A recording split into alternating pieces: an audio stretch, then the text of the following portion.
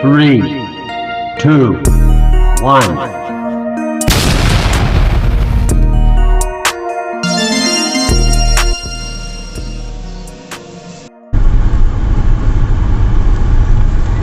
Ayun o.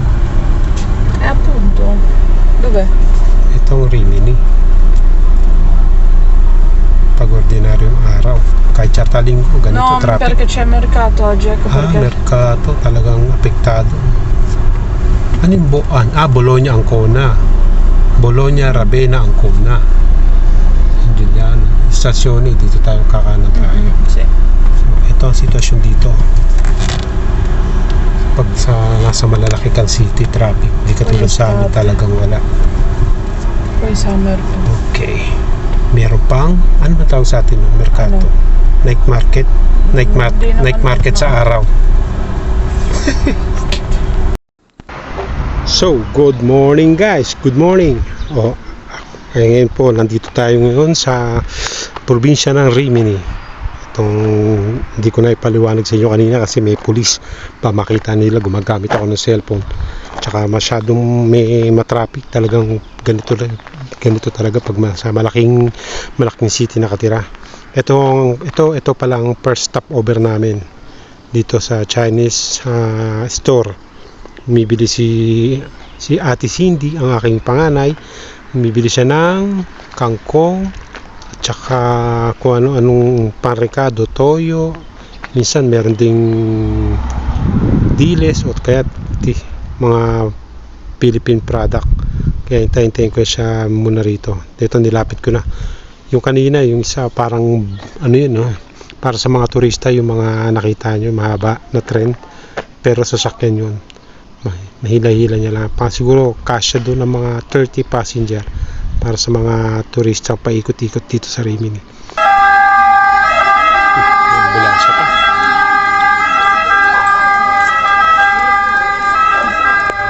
Mag-vlog ka pala. Siyempre. Alam mo naman, vlog. C'è anche poca gente. Vlog kung addict. Ito dito, diba pwede rito pumarada, kaya lang dapat may tao. Hindi ka pwede dito ngayon. Kasi doon wala kang daanan papunta doon. Pag pumunta ka doon, pupunta kang sentro, dadaan kang Huli. sentro. May bayad din. Ito, kita mo, may mga bangkarela rito.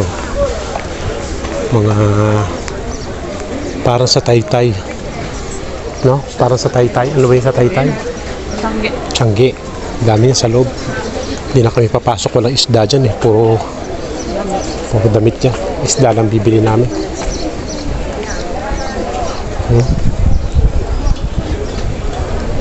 Pero konti tao ngayon. Konti lang, oo. Konti tao ngayon. Konti lang. Di solito, mas dami na ako. Poi pero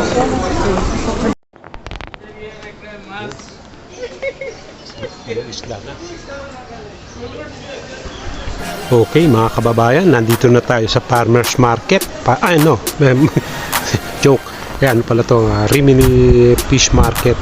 Makita nyo rito, okay, masariwa isda rin dito. Dito sa bandan to, dito. So ito na anak ko eh. Kaya lang, itong alimasip, makikita niya, mahal eh. 10 euro isang kilo. So atras kami.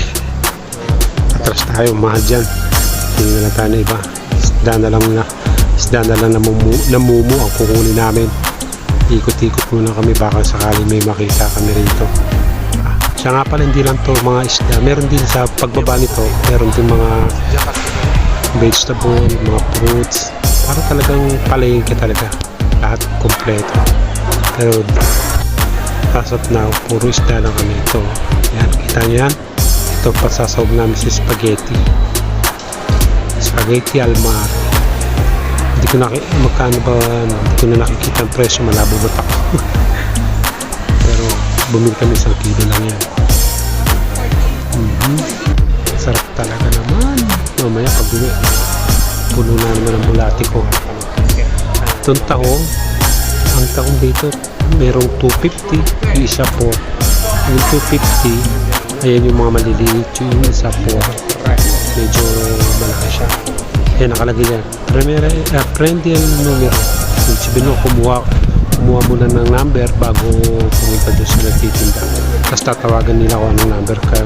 Para sa doktor ba? Kasi minsan talaga puno rito ng tao, kaya kailangan kuha ka muna ng numero mo para wait for your turn. Ika nga. Medyo may pagkasupladita yung may-ari rito, kaya hindi ko pinapakita, nagbibideo ko eh. Tinatakpan ko yung camera ko. Hindi nga makainin, dagdag. Ayun, talaga naman. Sarap. Ito mga halaan, guys, pinakita ko. Mas mahal to, kaya umatras na rin kami ng ano ko. Masyado mahal yan. Ikot na naman kami at tingin kami ng iba. Kailangan ikot-ikot ka rin dito para makakita ka ng mas murang presyo eh. Sinusell-stock mo pa kami, hindi mo alam, dati rin kami mangingisda. Oo nga pala guys, nung nandiyan kami sa Pilipinas, ang negosyo namin, isda. Nanay ko, pinalaki kami sa isda. Bali, NBI kami nung kabataan namin, nanay ko tsaka tatay ko NBI. Hindi yung National Bureau of Investigation na NBI yung ibig sabihin nagbibenta ng isda na Botas branch. Hindi, joke lang.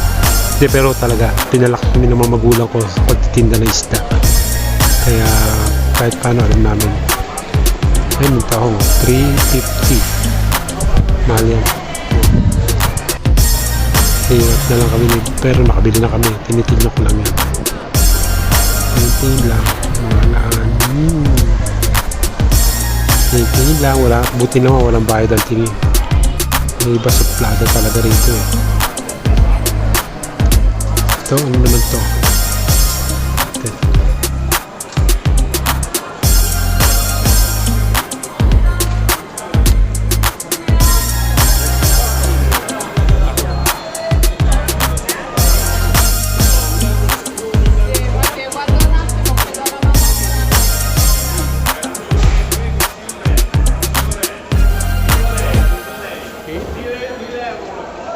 €1,000,000.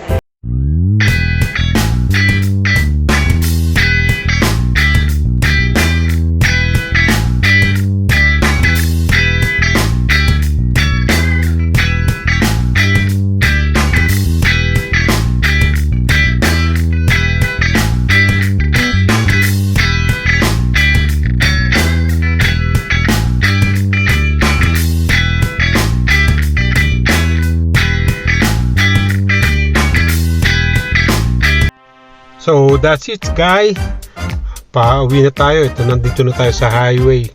Bali ang napamili namin 3 kilong orata. Ang orata ay parang ano sa atin, tilapia. 3 kilong branzino. Ang branzino naman sa atin parang bangus. Tapos tahong 5 kilo. Aliche, yung aliche naman sa atin diles, pero hindi namin kikilawin dahil parang putok-putok ang tiyan. So ang gagawin namin doon, okoy. Ayun ang gagawin luto ni Mrs. John, okoy. Tama-tama, may piyesta na naman sa Sabado, mga Pilipino kasama mga kaibigan. Yun, ayun ang luluto namin. Ang distansya nga pala guys, papakita ko rito sa screen kung gaano kalayo ang bahay namin papunta Rimini. Ito, papasok na tayo, kaya layo na, medyo danda na ako rito. Malapit na tayo sa Pesaro.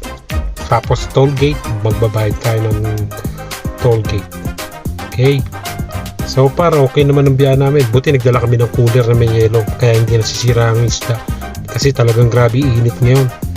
Tsaka rito may mas maganda daan dito, highway. Pwede ka rin kasi dumaan dito sa akin, kung nakikita yung bandang kanan dyan, pwede rin kami dumaan dyan, kaya lang bundok, masyadong zigzag, may mga belox, yung natawag